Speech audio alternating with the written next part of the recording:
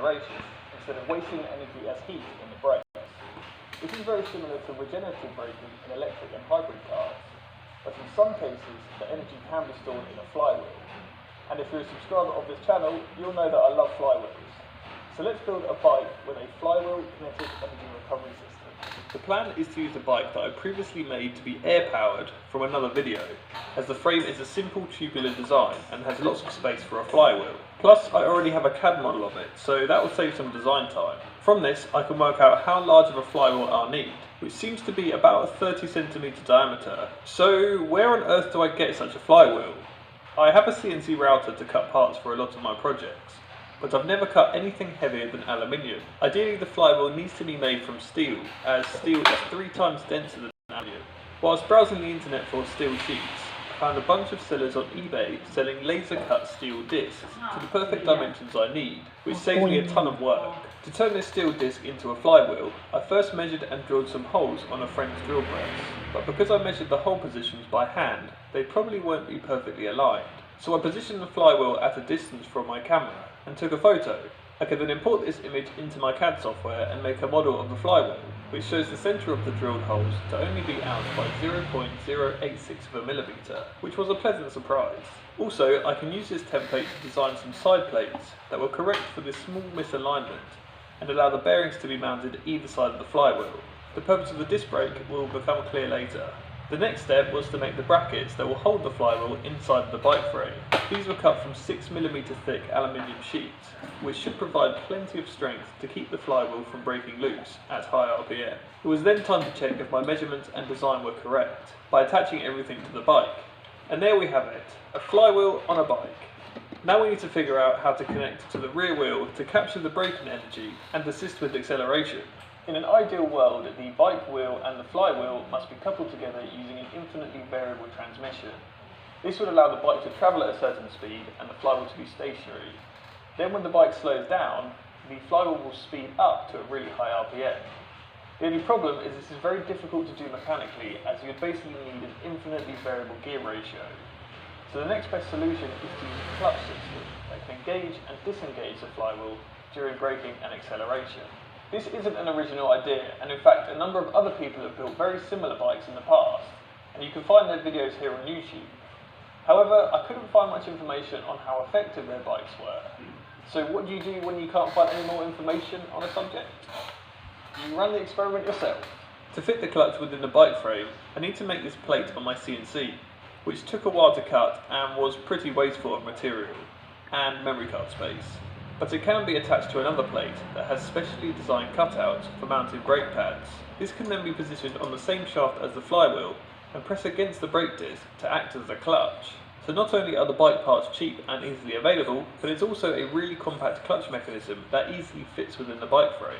At regular cycling speeds, bike wheels don't spin much faster than about 300 RPM, but I need this flywheel to spin around 2000 RPM to store the energy required to get me going again. So there needs to be a large gear ratio between the bike wheel and the flywheel. This means the flywheel will spin in the opposite direction to the bike wheels, but I'm hoping that won't be an issue. So the clutch design kinda works, but it also sticks a lot. The clutch plate I cut earlier needs to be one piece to allow for this small gear to fit around the small bearings. However, my CNC router isn't very good at cutting perfectly round holes, so these thin wall bearings are slightly squeezed out of being circular, which makes them spin terribly and barely slide along the shaft, causing the clutch to get stuck.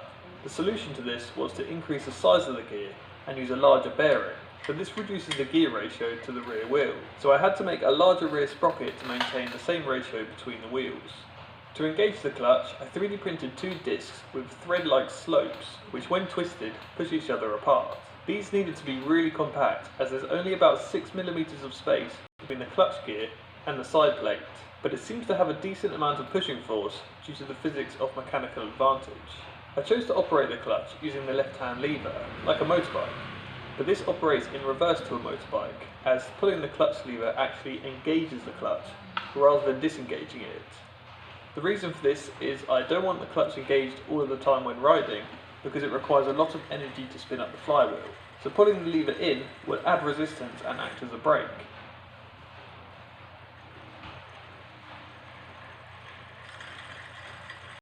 Then when the bike is fully stopped, the flywheel will continue to spin with its stored energy, and I can simply pull the lever again to engage the clutch and bring the bike back up to speed. I think it's time for a test ride. I suppose just ride like a normal bike. Wow, these gears are noisy. Right, so I'm going to pick up some speed and then engage the clutch and see what happens.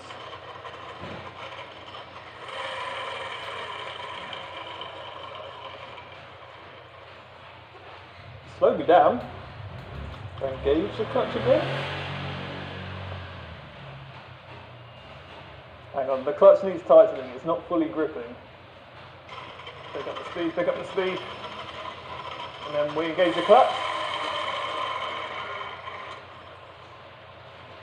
And now accelerate. I think we still need to adjust the clutch a tiny bit. It's not quite biting enough to fully lock, so let me get some tools.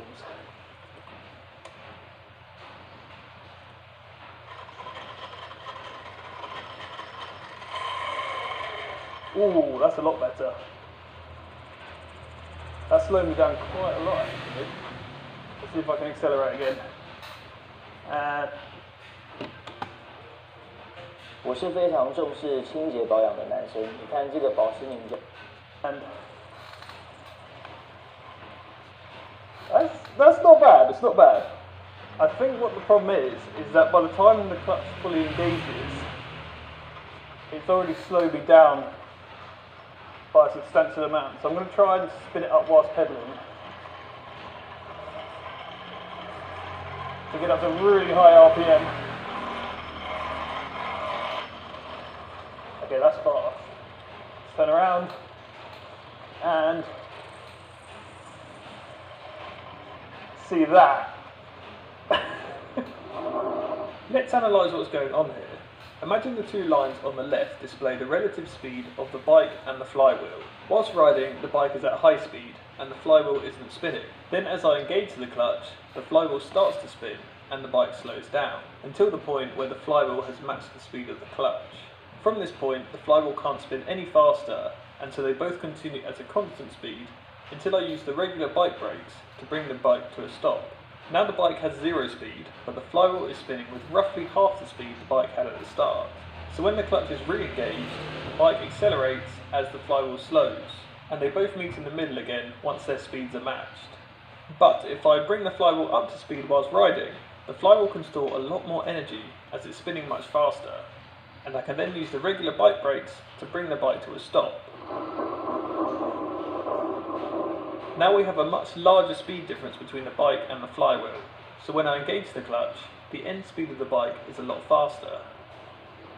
So that's the problem, I can't charge it up just from braking, it has to charge up from riding.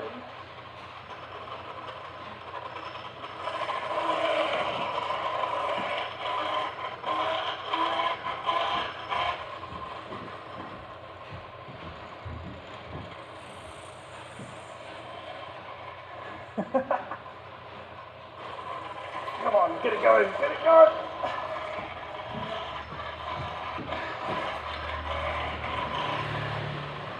Then we fully stop, and we accelerate.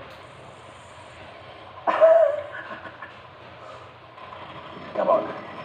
High speed, high speed, high speed, high speed.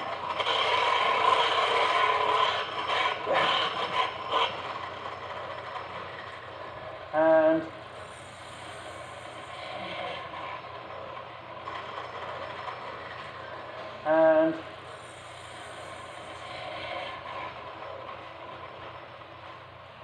that was a bit scary.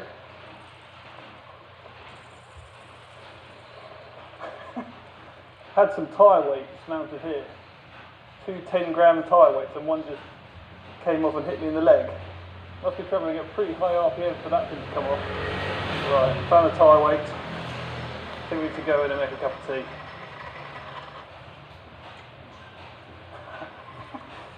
I love it. Okay, let's run through some of the numbers of this flywheel bike setup. The weight of the flywheel is about 5.5 kilograms, and the fastest I got it spinning was 2,300 RPM. That's a stored energy of about 1,800 joules. To put that into perspective, a small AA battery stores about 5 to 6 times that amount of energy. However, you can't charge and discharge one of those batteries anywhere near as fast as you can this flywheel, so they have very different applications. In terms of the speed recovery achieved by the flywheel, the initial braking technique only recovered about 22% of the original speed of the bike, and the second technique of spinning up the flywheel before braking achieved a speed recovery of about 40%. But the act of having to pedal to spin up the flywheel beforehand requires a lot of effort, so that's where the extra energy comes from. Also, because energy increases with velocity squared, the actual energy efficiency never exceeds about 15%. But a few years ago, I ran some tests on my DIY electric bike and its regenerative braking, and during a straight line acceleration and deceleration test, its efficiency was only about 15.7%.